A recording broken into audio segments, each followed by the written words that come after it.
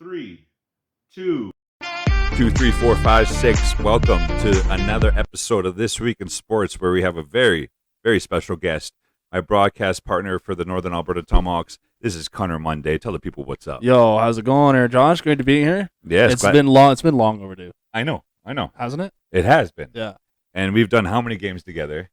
Okay. And we've been talking about getting you on the podcast, and I'm glad that you're finally here.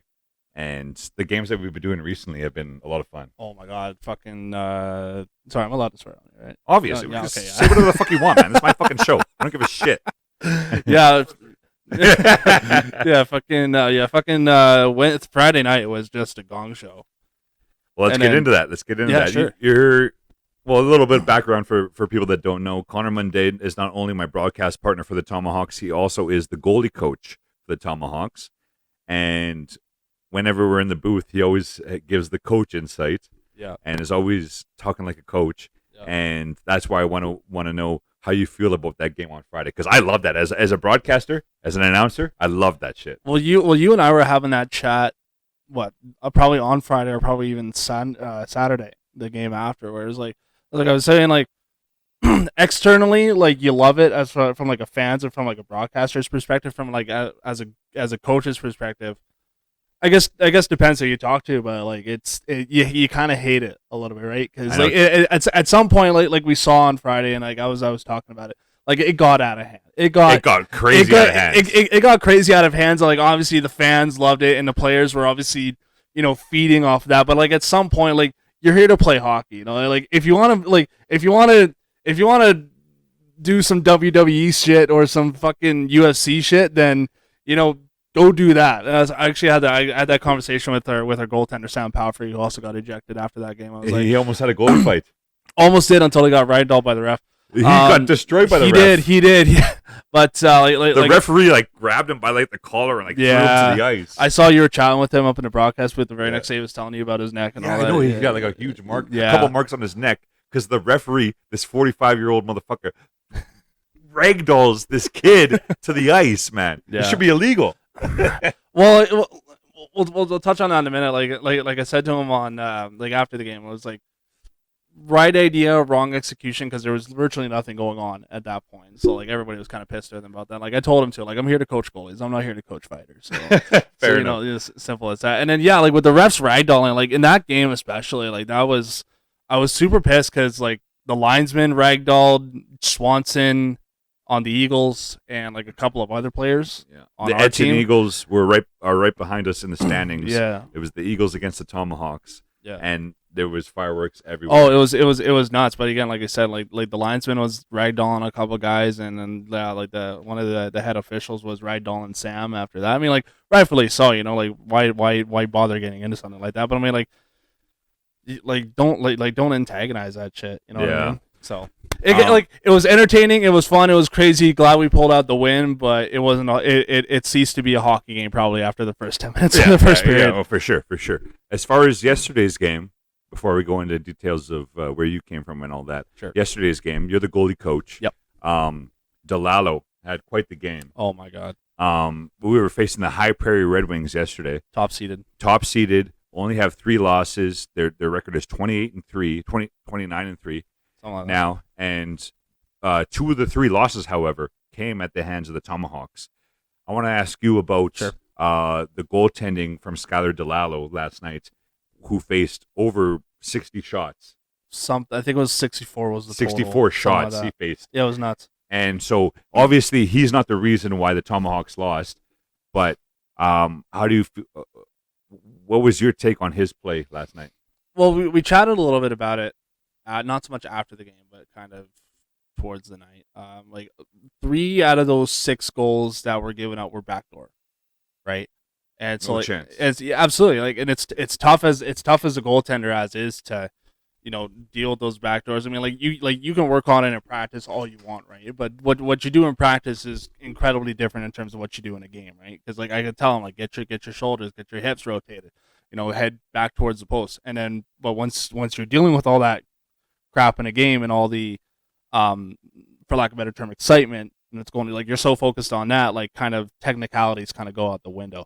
So backdoors in general were tough for us. There was a couple of them where I thought he should have had. I would have to go back and review the game video, but in my opinion, it wasn't on Skylar. no, it absolutely was. Not on Skylar. Nowhere near was it. And like I mentioned to you in the interview that we did during the second intermission last night. Yeah, like the team itself, like we couldn't get our feet under us. We were pressured in our own zone more than we were pressuring in their zone. They were even pressuring us in their own zone. Couldn't make a couple passes to save our life, and that was even attributed from the Edson Eagles game on Friday. Just too many, a little bit sloppy. Yeah, just too many mistakes that we made that just translated over. I mean, we know that we can play with this team. Fuck, we beat them twice. That's right. So we know that we can play with them. It's just Yeah, no, they in my unbiased opinion, let's talk about biased. That's not. The High Prairie Red Wings were the better team, and they deserved to win absolutely. that game. I think it was like the shots at the end of the game were like 65. I think they also had or something. Yeah, I think they also had some their top guys come back. I don't think we played. And we were also missing some of the guys. Yeah, we were because after the Edson Eagles game, there was a few suspensions. Yeah, to our top scorer, Tyrell Schott, he was gone. Yep. Clyde Good running. Yeah. Riley Arcan was gone. No, Riley was there. It was Tyrell Schott, Clyde Good running, Kyler Morin. That's what I meant. Yeah, Kyler. Yeah. Brad Alexis and who was the last one? There was a few. There was 5 total. Yes, that were suspended, and those are regular. Some of our best players. Yeah. On the Tomahawks, they were suspended after the gong show that was the game against the Eagles. As an announcer, that was. Oh, you loved so it. much. I was loving it. I was loving it. I was hoping that the fans were getting into it. For a point there, I thought there was. I thought they were. Well, the cops were called. Were they? Yeah, the RCMP showed up at the end of the game. I didn't see that. Yeah, I didn't notice that. Yeah, the cops were there at the end of the game because I think someone called them like, "Yo, we probably should get some cops in here before anything pops off." Yeah. Well, I think it was the game the game last weekend. We had there was just random security there for some reason. Yeah. Yeah, that was weird. Shit's getting out of hand. It's getting out of hand in the old barn in Enoch. Yeah. But before we get on to this week in sports here, for people that are watching, who are you? Who am I? Yeah. I'm just some guy that coaches goalies for a living. Where'd you come from?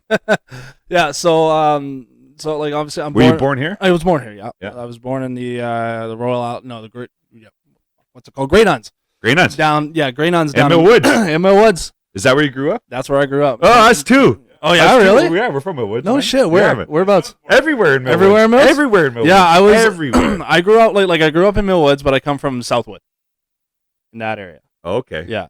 So so you go lie down. I guarantee our paths have crossed more than likely when at we some were point. teenagers or at whatever. some point. Yes, I guarantee it. Yeah. So I'm from Mill Woods, born and raised here in Edmonton, Alberta. Where'd you go to school? Like elementary school. Let's go right to the beginning. Okay, right to the beginning. I went to Crawford Plains. I don't know what that is. It's probably a white school. Yeah. And junior high? Junior high, I went to Vimy Ridge Academy. Vimy Ridge? That's the one in Mill Woods, right? Nope, that's near Bonnie Doon Mall. Bonnie Doon, yes. Yeah. By that traffic circle. Yeah. It's not a traffic circle anymore. There are lights yeah. there. Yeah. Kind of annoying. I went to Kenilworth. Where'd you go? Okay. You went to Kenilworth as well? Yeah. Okay. You know Kenilworth? Roughly, yes. Roughly. Yeah. Yeah. Right next to Alba. Where'd you go to high school?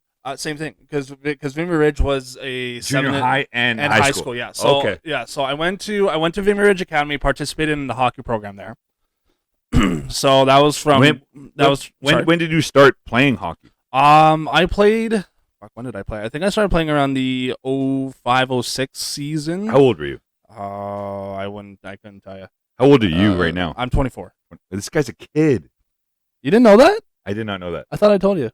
Maybe once. Probably at the start of the year. Yeah. This guy's a kid. Fuck. I was back.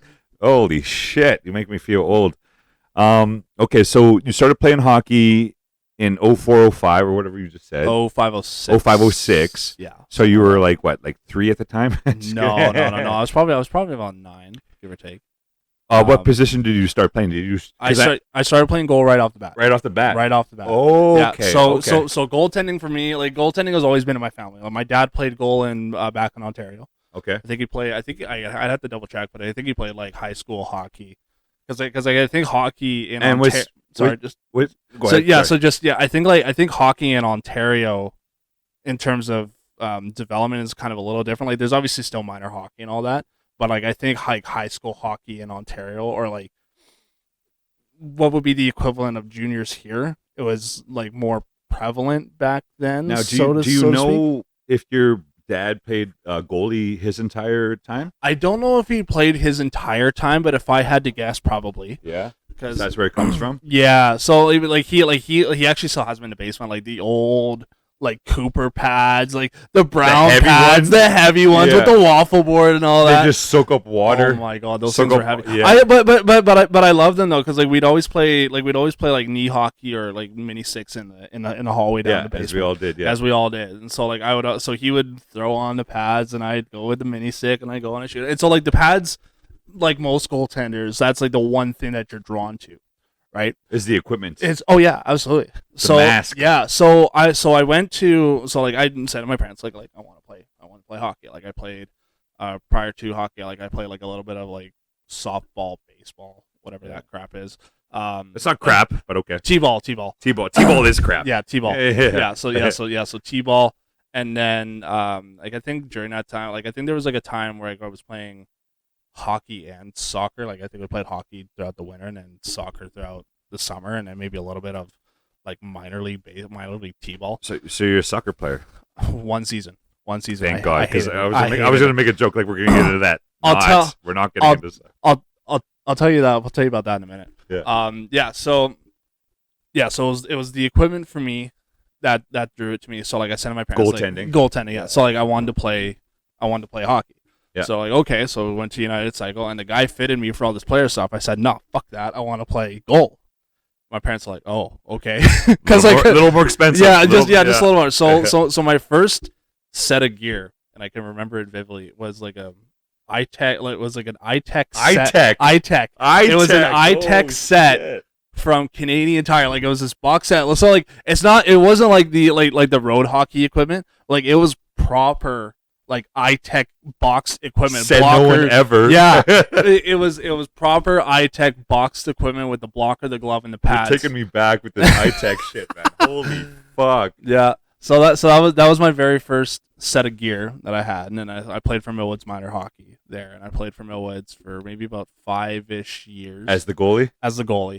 And then in my bantam year, I transitioned over to North Sierra hockey. Because it kind of had goalie all the way throughout. Goalie all the way throughout. I played one game out, and it was like as a skater, and it was like the last like 3 minutes of the period. So it doesn't even count. Yeah, it doesn't really count. Yeah. But so then I transitioned over to North Sierra minor hockey because I had me and my family had a bit of a falling out with Millwoods because I don't know what it's like now, and like I don't mean the to hood. Yeah, the hood, but like I don't I don't mean to bash the management, but like. They were bash them. They were bad, dude. Like, it was bad, bro. Yeah, exactly. Yeah, but it was bad. Like, kind of like in a way like how it is now. Like you basically have to know somebody in order to play like tier 1 shit. Oh. And so like I was getting outranked by goaltenders that shouldn't have been there. And would you consider yourself a good goaltender back in the day? If I was coaching myself, probably not. I'd probably be frustrated with myself as I am with some of this. Just I didn't learn a lot about the technique of goaltending until I was in my bantam year. Or actually, not even that. Like until I went to Vimy, and I'll tell you why. Because my goalie coach growing up was my dad. So like a lot of the stuff that I learned about goaltending up until I hit about Vimy Ridge came from my dad. Okay. So like I learned What's wrong with that though? Nothing. But and that's what I'll get into in a minute here because like I didn't know a lot about tracking at that time. Like us as goaltending coaches and us as goaltenders nowadays, we talk so much about tracking and head trajectory. Well, you have to. Yeah, exactly. Yeah. But I didn't know about that at that time. You weren't taught that. No, wasn't taught that. So it was just watch the puck, like watch it, make your save, down your butterfly, and then you're just kind of there, you know. Like I worked with guys from I doubt but like I know guys from like ATC goaltending, James McKaig and Dave Ratchen. So like I worked with them for like a long period of time, but like that the whole concept of head trajectory and tracking didn't really come, I guess, until I was in grade 7. Because by the time I had hit grade 7, I worked with a gentleman by the name of Dustin Schwartz, who's now the Edmonton Oilers goaltending coach. And I know there's a lot of flack with him lately. Caleb's got that look like, I don't know if that's a good reference. Yeah, but it's still Oilers goalie coach. Yeah, I think it was the Oil Kings, just about to be the Oil Kings goalie coach. Okay. At that point in time. And so it wasn't until I met Schwartzy is when I really started to learn more about head trajectory, active tracking, active hands, proper rebound control, proper rotations to get out of whatever. So you learned a lot from in that particular period of time in your life. You learned a tremendous amount more about the position itself. Exactly, because Dustin had WHL experience, CIS experience. I don't think he had like really any pro experience, but like he was such a student of the game, and like he was taught under another gentleman by the name of Lyle Mast. Okay. So, and Lyle's like,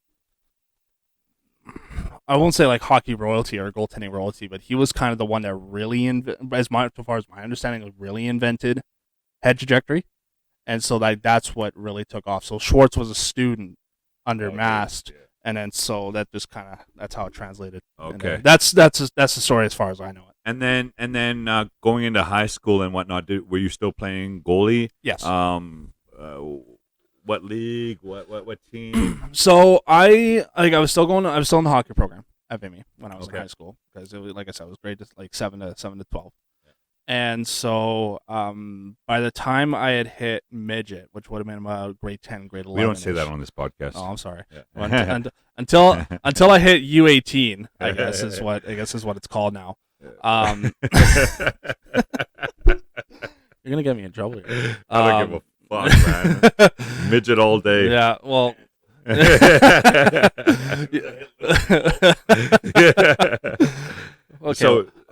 Okay. For the sake of political correctness, U18. Who gives a fuck? We'll call it midget. We'll call it what it is. Okay, so.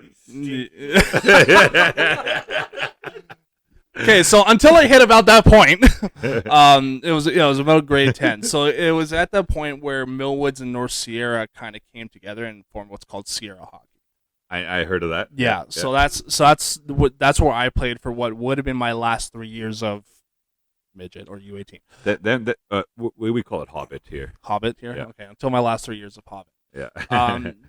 And so like it almost seemed like at that point where like that's where like the conflict between myself and Millwoods kind of came around again. What do you mean? Because like it almost seemed like the management kind of flip flopped every year.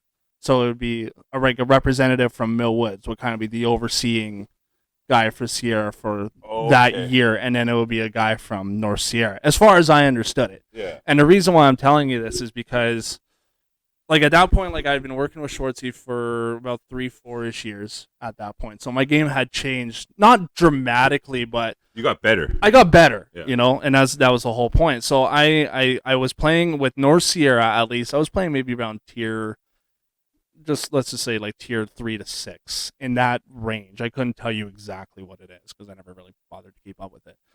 Mm-hmm. And so by the time I hit Sierra, it kind of just dropped. Like nothing about my game dropped, but I had friends who were staying at the same level as what they were playing in North Sierra, but then I get dropped down to tier 7, which made absolutely no sense. So I got into again, I don't mean to spill the tea, but like I got into a whole bunch of back and forth with Sierra owners at that time, because it was like, look, I don't. As a kid, you were yeah. Well, it was like I let my parents handle it for like the first month or so, because like I didn't get bumped up to where my buddies were until maybe December-ish, give or take, because I let my parents handle it for like the first couple months. Something like that.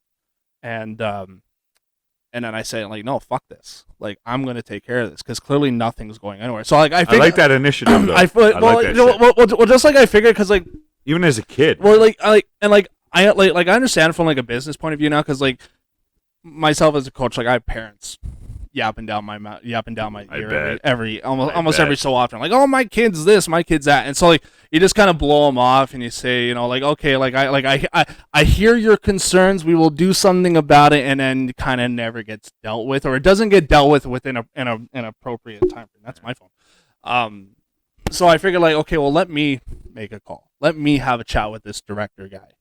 Like I said, that initiative is admirable, and I wish more people had that. And it's just like I was tired of it, because, like, I wanted it to be over. Like, I had friends on the team that I was playing with at the time. Like, I didn't have a problem with it, but myself and my family didn't deserve that. We had felt that I was in the right tier, right? And so, like, I made the call and I said, like, look, like, I understand, like, you guys are doing the best you can, but, like, this has to move forward. And, like, I still got, like, the corporate response, but, like, eventually, like, it almost seemed like a move quicker, because I think I got placed on the team that was supposed to be on by the time, like, December hit. So we keep it real on this podcast here, and I'm going to ask you a real question that you may have never been asked. Okay. And as a kid, we all have dreams, you know, of making the bigs and all this, right? Yep. Even myself, I playing in the basement, playing hockey. Like, I'm going to make the NHL one day. At what age, if you remember, did you realize you're not making it to the bigs? Grade 9, grade 8, grade 9. Because, like I said, like, I was at Vimy Ridge, so, like, there was a lot of guys who played, like, AA, AAA, SSAC. The thing was that, like, I didn't know that those teams existed at that point. You're just a kid. Yeah, you exactly. Don't know shit. Didn't know anything about it, but I also don't think I really expressed any interest in, like, going to the show. So you remember the specific moment where you're like, I do. It's not happening. I do. Well, tell us about that. The WHL Bantam draft occurred. I think they usually hold it around, like, October, November, something like that. So, and, like, I had buddies, or not buddies, but I had people that I went to school with that made it, that were getting drafted. They were like Sam Steele, for example, went to, I think he was second overall to the Regina Pats. Really? Yeah. Wow. Highest player from Vimy to get drafted. Wow. Highest player from Vimy. So because the first overall player was Edmonton Oilers player Tyler Benson. Holy shit. Yeah. Wow. So, like, I think Benson. Fuck, who did Benson get drafted to? Who did he get drafted to? Remember? We don't know that. Don't know that. We don't know this information. Well, you know, clearly I'm on a professional podcast. Yeah. So. Who gives a fuck about Tyler Benson, man? Well, no, it was Vancouver. I think that's who it was. So yeah. So Benson went number 1 overall, and, like, he went to Vimy for, like, a year, so he doesn't really count. Yeah. So then Sam Steele gets drafted to the Regina Pats. And that's the moment where you realize. And that was the moment where I realized, because I realized that there was a whole avenue that I could have went down. Which you didn't? Which I didn't, because I didn't know anything about it. Like, I didn't. You don't know shit. You're a kid, like exactly. I said. Exactly. I didn't know SSAC as a thing. I didn't know CAC was a thing. I didn't know MLAC, Leduc, Major Juniors. I didn't know any of that existed. And so I was like, okay, like obviously dreams are crushed a little bit, because you're like, well, fuck. Well, obviously, you know, like, well, fuck. Yeah. Like, if I had known about this, and, you know, wouldn't have. Maybe it would have been different. Would have been the same. Never know. And so didn't really deter me from wanting to play. You know, like, I still wanted to play. I still wanted to play. You still did. Still had fun. Like, I've attended, like, I've been to Hockey Canada camps during the summer. Nice. Development camps. I went to the Hockey Alberta Cup tryout. I had no shot in making it, but, like, I'm surprised they still even let me try out. Well, you had the experience. Yeah, exactly. And so, like, I still have the jersey and everything, and so it was just those experiences itself, I'm perfectly happy with, and I'm okay with that. So fast forward a little bit. What got you into coaching goaltenders? What was the motivation? Where did you start doing that? And why did you start doing that? All right, so I'm going to talk a little bit here. So you may want to grab another beer. All right, I will. Actually, may want to grab me one too here. I might lose a. Oh, yeah, he's getting in. I'm going in now. Fucking A, brother. Okay, so yeah, like I said. So it was why, where, and how. Why, where, and how. Okay, so I was a student mentor at a goalie company called Bradford's Goalie Academy. How old were you at that point? It was bantam year, so maybe 13-ish, give or take. No, 15. Oh, you were young. Yeah. So yeah, because well, I was like a student mentor, so I was still out there doing the drills, and doing all this stuff. Young. I like that though. But Brent, who was I think he's some sort of sports educator now at Concordia. He tasked me and a couple of other like older students to like be mentors to these younger guys. How young were these kids? Just roughly. Novice, pre-novice years, so maybe about 5-ish. So not midgets yet. No. So that's kind of where it started, and then at that 15, man, that's yeah. You were really meant for this. Yeah. So actually, 15 is probably about right. Wow. So I was doing that, and then I was also still attending Vimy at the same. Like a lot of this still interconnects with Vimy here, because this is where a lot of like my startup, I guess, occurred. Well, you were there for 6 years. 6 years, yeah. So it was around that point. I think it was around February of 2014, where Dustin Schwartz was hired as the Oilers goalie coach. Okay. And so when I figured that out, that kind of just sparked it, because like I have a huge amount of respect for Schwartz. He's the guy who basically changed my entire game around. Really? Yeah, changed my entire game around. That's crazy. That's the Oilers goalie coach. Yeah. And he helped you a lot. Oh, absolutely. And so he's the one who changed my entire way of thinking of goaltending. And so I was like, hey, well, like I kind of want to take this a little more seriously now. So I started helping out more with Bradford's camps. I actually got to do a camp in Kelowna, BC. That was cool. He invited me. Coaching? Or? Yeah, coaching. Wow. Straight coaching. It was sick. I got to travel with him and a couple instructors. We went cross province. It was like a 9-hour drive. It was annoying, but still, it was cool. Yeah, it was really cool to go to another country, another province. That's how I felt when I first went to BC. I felt like a tourist. Yeah. I felt like I was like a tourist. But it was cool to coach in another province where I had no relation to anybody, and just coach goaltenders for a week. It was sick. Yeah. And so made a lot of friends there. So it was that, and then I reached out to a spring hockey program called the AAA Junior Oil Kings. What made you want to do that? Reach out to them. Experience, I guess, if I really have to think about it. And you wanted to do it. I wanted to do it. Like I reached out to them because like initially I wanted to play for them, but then I was kind of too old at that point. Yeah, you're old as fuck. 24 years old. This motherfucker here. Yeah. So I reached out to the spring hockey team, and I said like, hey, if you guys are looking for a goalie coach to come out for a practice or whatever, I'd be more than happy to do that. So I get a call from the team owner, and he's like, hey, yeah, we'd love to have you out. We'll set you up with one of our teams and go from there. How do they do that? Like, did you have to send a resume in? No. So actually, so on their website, they just have like this contact us thing. What'd you say to him? So I just said, hey, my name is Connor Munday. I'm 15 years old. I go to Vimy. I go to Vimy Academy. I was taught by this and these coaches. So I have you give them a little bit of a resume. Yeah, exactly. So I said like if I'd be more than happy to help coach your guys if you ever need any extra, if you ever need anybody to work with your goaltenders. Yeah. And they reach back. Yeah, so the owner texted me, either he texted me or called me back. My name is Darren Marchese. He called me and said like, look, yeah, we'll get you set up with one of our teams here, and they'll reach out to you and we'll go from there. So the coach had called me. Guy, my name is Jason Allen. Kind of asked a little bit about myself, just kind of what my plans were and all that, and just kind of why I wanted to do it.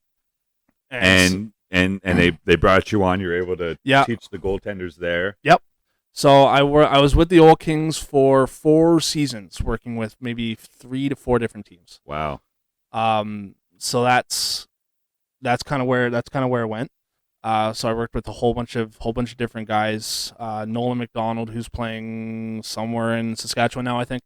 Another kid by the name of Ethan Neach, who's playing he's playing in Ontario. Just a whole bunch of teams there. And then I think it was around 2016, 2017 or so. a new rogue league to rival EMHA called the Hockey Super League Super League started to emerge. Anything with super in its name, from experience. Yeah, a little wild, a little out there. So Darren had put in a bid to put a team into this league. You know, it's supposed to be like a spin-off of the Old Kings, so to speak. So Sure. they were called the River City Rhinos. And so when I found out that the Old Kings were doing this team, I reached out to Darren. I said, like, do you want me to be part of this as well? He goes, sure.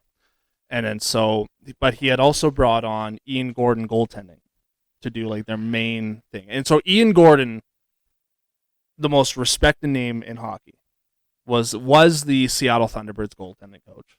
Okay. Now is with the Red Deer Rebels. It was the Rebels goaltending coach. He played pro hockey in Europe. So this guy's got a resume. Man, the people that you surrounded yourself with are clearly professionals. Yeah. At this point in the story, how old were you here? Maybe about, because I would have been 17 when I graduated and 16, so probably about 18, give or take. Okay. So you got some more experience. Yeah, so there. got some more experience there, and so like in that time as well, like I worked with, like I said, I worked with Bradford's Goalie Academy. I worked with a guy named Cody Osborne in precision goaltending. I worked with a guy from Mino, North Dakota, who does a traveling goaltending camp. Guy named Wyatt Wazlachuk. Shout out to Wyatt, who's actually the owner of this hat that I'm wearing, Crease Culture. And so I did some stuff with Wyatt, and starting in 2016. So like I at this point I built up a plateau of contacts and that's what it's about. yeah, plateau of contacts and just places that I've worked, well known and reputable places that I've worked Very for. reputable. And so so River City Rhinos happens. I work with Ian Gordon goaltending. And that was maybe for like a year. And then I got hired to do work for the city, so I had to take a year off from coaching. So there was kind of like a dive in terms of how much work I was actually doing. Yeah. Well, I mean, point. Life hits you in the ass, right? Exactly. So, at what point? How'd you get in touch with the Northern Alberta Tomahawks? We're getting there. We're getting there. Yeah. I don't know how much time we have later left, Caleb, and I probably know I'm probably taking up most of it, but it's okay. Okay. It's okay. I'm gonna have to start paying for extra time here. So I think it was around 2008, the 2018-2019 season of the GMHL when its first inception. Because for a little bit of background, they actually started in the Western States Hockey League. So it was, I believe, at that point it was just Northern AB and Slave. I think were the only two teams in Alberta in Alberta playing in that league. Okay. Well, no, not in Alberta, because there was Hinton, Vegreville, and Barrett, and Cold Lake, and all that stuff. Shout out Cold Lake. Yeah, so that's as far as I know that story. So then Derek Prue, who's the director of the GMHL West, decided to pull those two teams into and then start a Western division in the GMHL.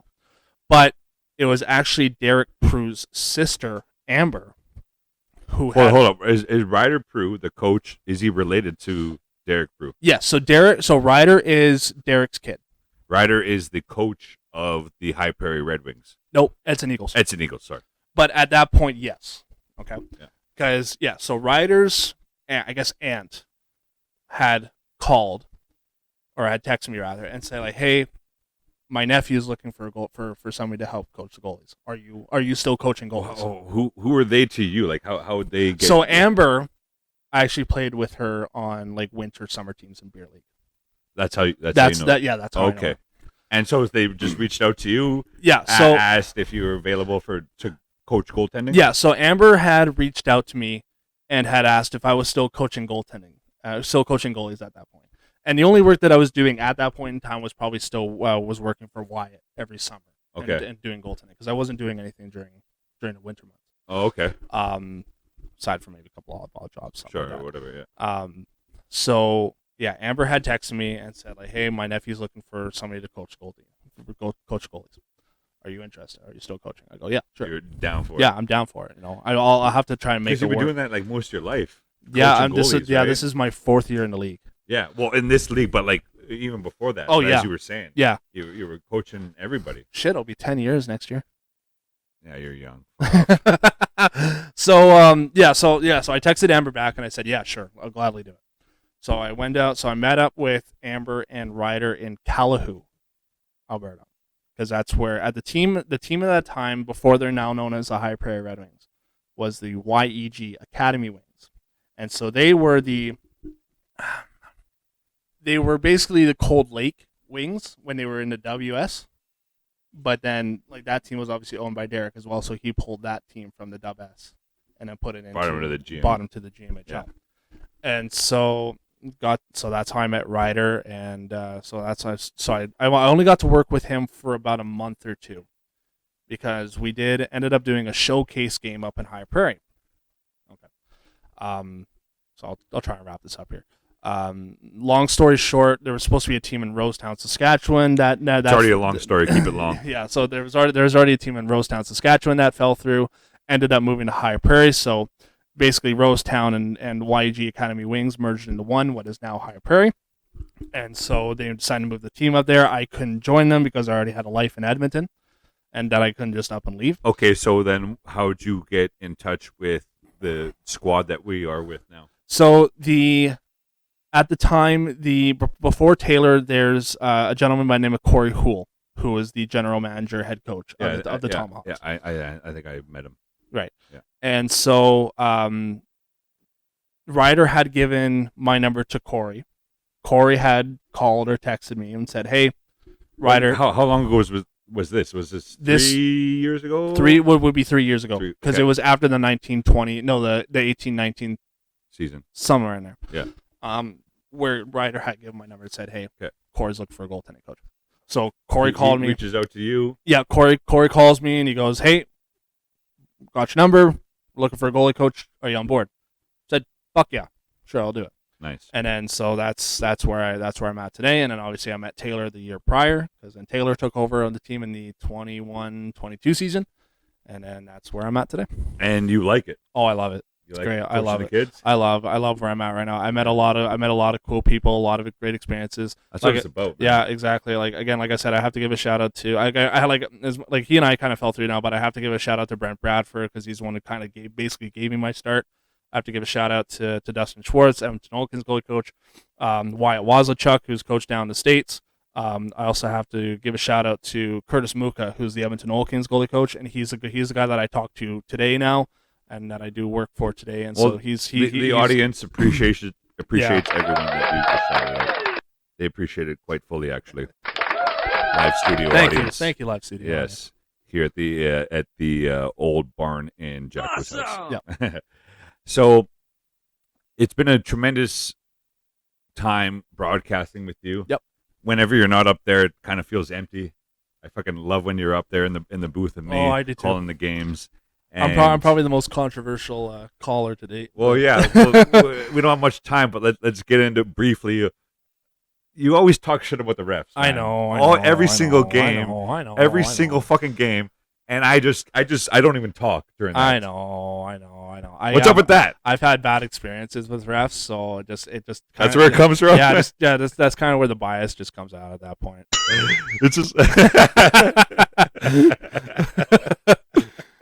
it's like every time, man. Yeah. It's like you always have something to say about any call. I know. Yeah. I know. Bullshit. So, before we move on to the world of sports, I know it might be kind of a big question to ask, but where do you see yourself going? Let's start with that. Where do you see yourself going in 3 years from now? I've had this conversation with my parents, specifically with my dad, because my dad's like, I love my dad, but he's a practical man. Like, he doesn't see this being like a long-term thing for me. Like, he says, like, go out, enjoy it, but like at some point you got to come back down to earth. So I said to him, and I guess I'll make it public here. Like, if I don't go anywhere past this point, I'm okay with it.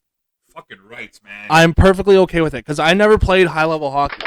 And some people may say, like, hey, well, yeah, the GMHL isn't true junior hockey. Who gives a fuck, man? It's labeled as Junior A. Whether it's true Junior A or not, it doesn't matter. To As me, far as I know, I think it's Junior A. it looks like it. Yeah.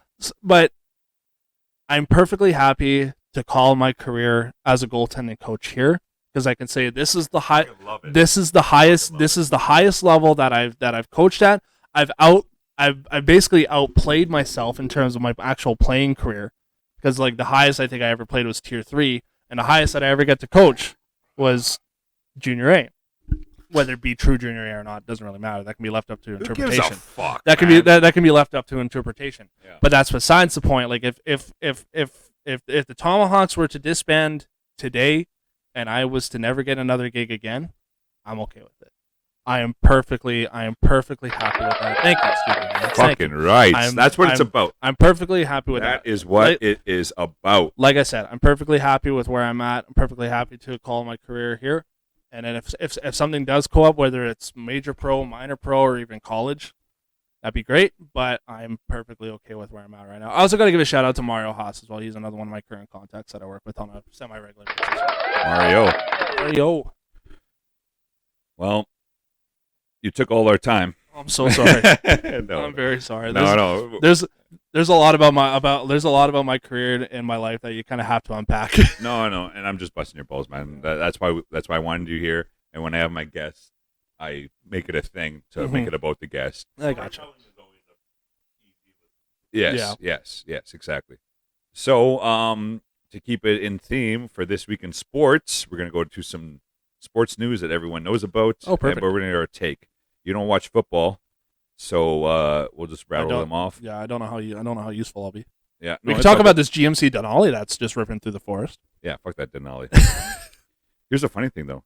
Have you seen what's going on with Bruce Boudreau for the Vancouver Canucks? Oh my God, do we have another story to talk about that? We don't have time for a fucking story, man. I know, like I know roughly of what's going on about it. It just, particularly with the last 96 hours with Boudreau's career in Vancouver, I know it was just handled horribly. And Canucks, you got to feel they got to get some new management absolutely in there. They don't know what the fuck they're doing, and that feels good as an Oilers fan. Yeah, So fuck them. Yeah. But if the Canucks ever want to hire me in the future, I have no doubt that Bruce Boudreau will get another gig here within the next few months. It's funny though. Should he decide to take one? His last game was against our Edmonton Oilers, and we took it to them last night. 4-2. Yes. So he's out. Boudreau is out. Talkett is in. Eagles advance to the NFC Championship in the NFL. Eagles, I think, is my pick to win the Super Bowl. I'm not going to ask your pick because it's who's currently. You don't even know who's going on. Yeah, exactly. Whatever. Caulfield out for the I heard about that Canadians one. for the season. That's tough. That's a rough one. For Yeah. him. Pacioretty. I didn't even realize he was on the Hurricanes now. Really? Yeah. Max Pacioretty, torn Achilles.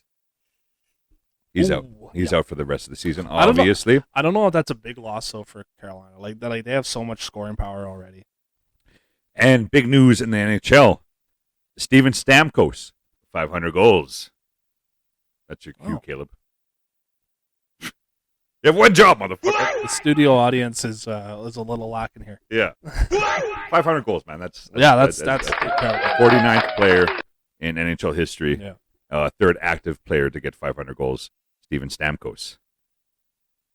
Your cue, you motherfucker. Oh, you're fucking this up. That's right. The studio audience loves me more than. Okay, well, we only have a few minutes left. I want to go into. We have a segment called This Week in Sports History. Yep. And I don't have anything prepared, but I can tell a story. I always have stories, man. I know you do. Yeah. Actually, I don't have a story for this one. So what we're gonna do? Yeah, it's gonna be 2.5 minutes. Fucking relax, okay? We're gonna go into here. And an outro. Everyone just fucking chill for a second, okay? But what's the date today? We need to have a segment called Overtime where we just kind of go over the time of what this recording's supposed to be. I know, right? Fucking piece of shit. Okay, so January. Okay, how about this fucking okay? Oh my god, I'm gonna lose it on the mic in front of the camera because this thing doesn't work right now. It's been a great episode. This is a good episode. It has been a good episode. Okay, so what's the date today? January. Give me a 22nd. fucking date. Okay. All right. I got to do it just for continuity sake. So 1960, January 22nd, the 10th NBA All-Star Game takes place at the Convention Hall in Philadelphia. Wilt Chamberlain. Is an NBA player. Yeah, there's nothing there. I was reading the thing. It was nothing. Okay, let me get a good one. You're so late on that shit. That should be like immediate, man. Come on.